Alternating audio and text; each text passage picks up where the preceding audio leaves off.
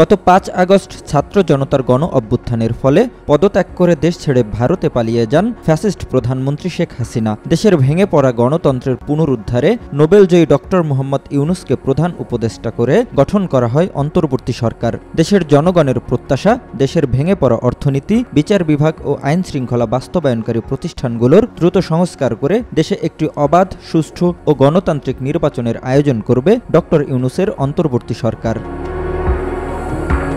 রাষ্ট্রের সংস্কার করে কবে নাগাদ পরবর্তী জাতীয় নির্বাচন অনুষ্ঠিত হবে তা নিয়ে এবার গণমাধ্যমে কথা বলেছেন সেনাপ্রধান ওয়াকার উজ্জামান। সোমবার বার্তা সংস্থা রয়টার্সে দেয়া এক সাক্ষাৎকারে সেনাপ্রধান জানিয়েছেন, প্রয়োজনীয় সংস্কার শেষে 18 মাসের মধ্যে আগামী জাতীয় সংসদ নির্বাচন অনুষ্ঠিত হতে পারে। সেজন্য অন্তর্বর্তী সরকারকে পূর্ণ সহযোগিতা করবে সেনাবাহিনী।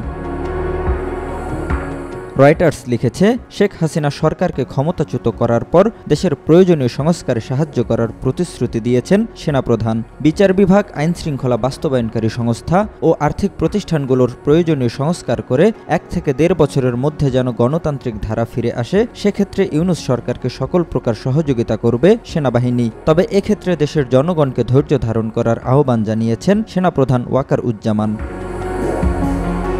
রয়টার্সের ওই প্রতিবেদনে আরও উল্লেখ করা হয়, প্রতি সপ্তাহে অন্তর্বর্তীকালীন সরকারের প্রধান উপদেষ্টার সঙ্গে বৈঠক হয় সেনাপ্রধানের।